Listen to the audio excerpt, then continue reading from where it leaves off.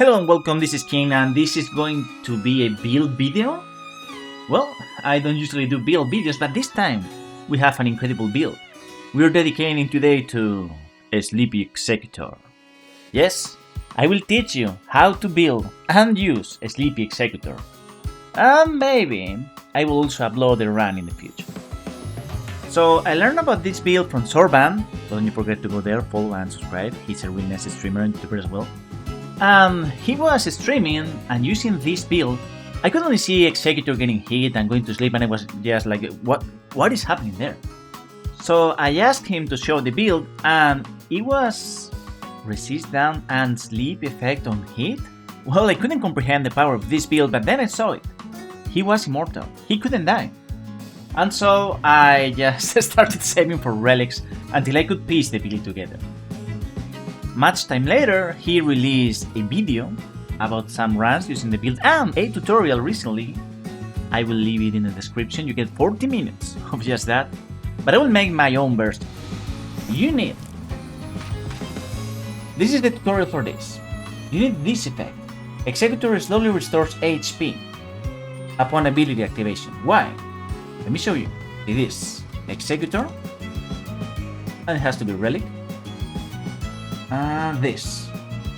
Now, brace yourselves. 0.27% of max HP. This thing here is carrying us. This is the thing. And 3 HP per second. For 30 seconds. Also, we're stacking this continuous HP recovery effect. And this one as well. If we get low. The more HP you have, the better for the percentual recovery. But then, this and then, resistance is down, and taking damage causes sleep. So you need 2 resistances down and 2 sleep on damage. I would remove this one, but this other one is here already. Now the rest of the effects, wherever you can get. The negations are fine. Also. This one here is 100% bro. You buy this from the shop. So this side is not RNG dependent, but this one gets better the more relics you get. It did, right? The claw. Oh, chat, this is a god roll for our Sleepy Executor build. This is a god roll. We got another one. And we're going to edit our relics using the mighty tool of Photoshop. So I have Zorb's build here, and my own build, and of course, I have a bunch of new effects that I will use to edit the relics. So, first let me create the workspace. Okay, they're together. We're going to create the perfect build so that you can see what a perfect build looks like. Stick to the corner for me, and now. Zorb had max HP and post damage attacks. This is the effect. We have to take this effect. I need to store this anywhere. And this first relic is good because it has the 2 demerits, but we can make it better. Around there. Okay, got Zorb's effect. So, post damage attacks instead of a Scarlet Rot afflicted, we don't need that. We can do better. Negations are really nice. They really are bad. What other things can we get? Defeating enemies is an idea. Night Invader is another idea. Bigger, why not? I'm taking the whole relic here. Slow. Oh, this is also interesting. Taking that. Now you have the effects. This and that. We could get the claws, because I have another relic with this. Sleep plus 0. And I may take the flask, but I don't want to. Copy that. Okay, we got the effect. Let me craft the perfect relic. Come to the deep side. You. Come to the non-deep side around here. To this side, why not?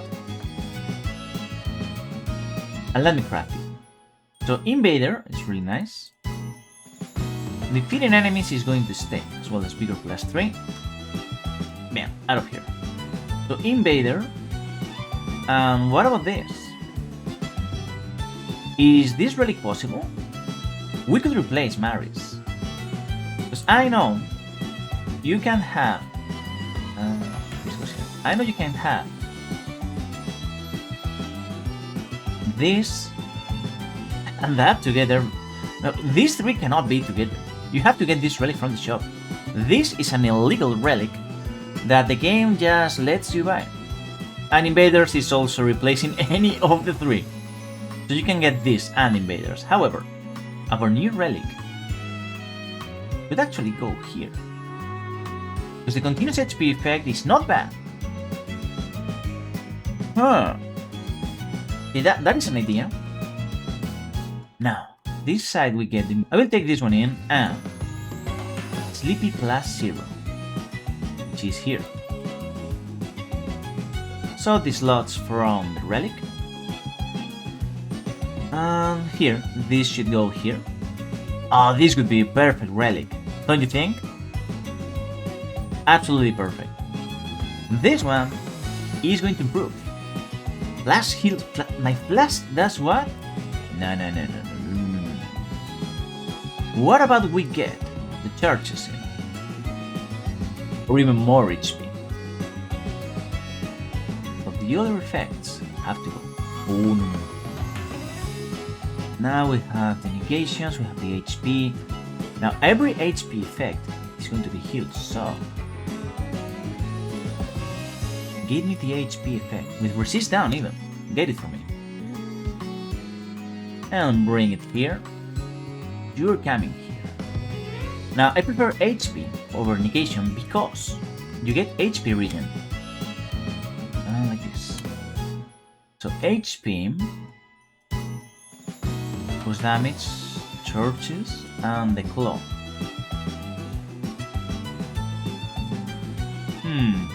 Come here, claw. Come here, my claw.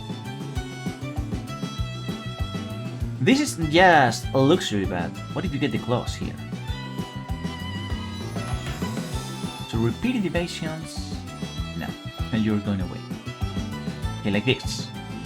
Resist down, sleep, resist down. We don't need this to be a resist down, but this would be the perfect build. Now, is this even possible? I think it is, so let me check. So you either do this, like Zorban, or embrace the invaders, replacing this or that, not both. I would replace the green one first. And if you run low HP, you have to take a low HP negation. And this, the claws are just a luxury.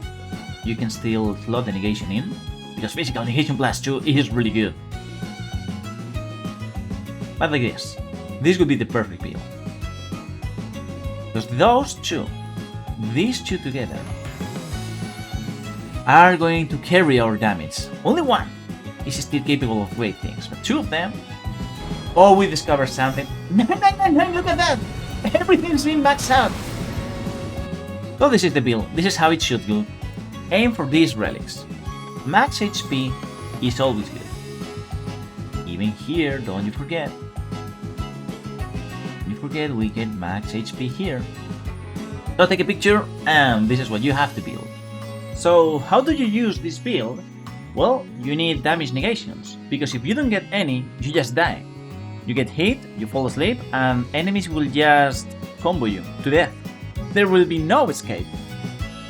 Now, any form of damage negation works, but there is one clear winner, and that one is taking damage boost damage negation. Because you are getting hit, you want to get hit with this build, so that is the best one for you. Now the next best negation would be landing charged attacks grants damage negation. Why? Because that negation lasts for a fixed amount of time. The next one would be damage negation at full HP or at low HP, depending on your playstyle. However, since you are getting a lot of HP restoration passives, damage negation at full is going to be ready for the next hit, so it is really interesting. Damage negation at low will enable your HP regen passives, such as the one you get from Mari's Relic or that Holy Ground that restores HP and also raises your defense. The next negation in terms of priority is successive attacks, but that one lasts for one hit, so it is not the best one here. And the final one would be damage negation on spell casting. No, you're not going to use this one. Better choose plain negation over that, because that shows up in the normal, so why not? You also need to know that taking damage negation and charge attack negation, they don't stack with the same one. You need to have different percentages. Now the rest, they stack without a problem. So get a few negations and make sure they activate, and now you're suddenly immortal. The more you get hit, the more regen, the more attack power, and the more survivability you're going to get. Make sure to keep raising your max HP for incredible regen. And the final question is, how am I going to deal damage? Because I am just picking up negations, HP, but no damage. What do I do for damage? Well, let me tell you, Tenacity, which is your Executor skill if you didn't know, will raise your attack power alongside the HP regen effect, so you are going to use that. Then, your Sleepy Relics will give you attack power as well. So you just need to get a few hits, see your sword counter increase, and when you're satisfied, start attacking. Oh, the Balancer's Relic also gives us attack power, but you are not going to be using skills. Do you know why? Because falling asleep consumes FP. In order to mitigate this, you may use your Ashes of War before getting hit. You may also carry Stally Shards and then use them after getting hit. And finally, you may just forget about using Ashes of War entirely.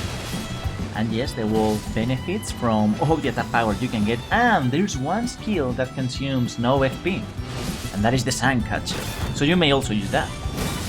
There's one more effect that doesn't deal damage, but it does great things, and it is the Sleepy Mist effect. If you ever see a weapon with the Sleepy Mist, take it. That is one slot in your build. And that is because that thing has insane, absolutely insane sleep build-up. You will put every enemy to sleep, and that means they will set you free. They will hit you, they will fall asleep, and you're free to go. But also, the second and important effect this has is instant revives. Yes, you heard well, the Sleepy Mist deals insane damage to the bars on your teammates. I don't know why, but it works. So you want to produce sleepy clouds over your fallen teammates. They will be back instantly. And bosses like Harmonia, they just fall asleep and never wake up in time. They will die. And then you could ask, but why sleep? There are so many other effects we can use, right? Well, no, because other effects will deal damage to you, or will not go away, and we want the status to go away to activate Tenacity. However, there is one effect, and that is Madness. Yes, it deals damage, but it may also help you with the uptime. If you ever see that Frenzy Flame effect overhead while walking, you may take it, and every time you walk, you will trigger your Tenacity. However, you have to be careful because if you heal and walk at the same time, you will trigger the flame, but not the heal.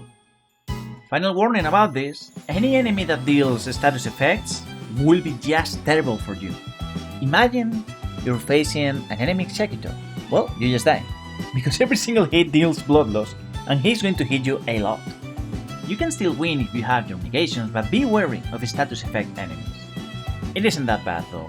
You're going to destroy Libra, Caligo, Sentient Pest, you're going to just steamroll over them. But it gets really bad or just unbearable when you don't have your negations, or if the attack in question hits you multiple times. To counter this, you only need really high HP regen. If you have a lot of HP regen effects, you may be fine. That was the Sleepy Executor build. Extremely risky at low level and without negations, but once you get your negations or the mist, oh, it becomes the most powerful thing in the world. You're going to laugh at everything, even the rain. So thank you for watching and learning about the mysteries of Sleepy Executor gaming. Now you will be able to do it, and you will also regret destroying all resistances down and sleep on hit relics. Because I also did, I regretted that. I had to spend almost $1 million to get just the remaining relics for the build. But hey, you can still farm for more relics. And while you're at it, you may also subscribe and leave a like. Also leave a comment if you have used the build or want to use the build. I want to know about that. don't you forget I also stream, and I would appreciate if you came there to the streams to play with me, maybe to leave a follow there. But now it is time to say goodbye, and I will be seeing you in the next videos and during the streams, so please come visit me. Bye bye!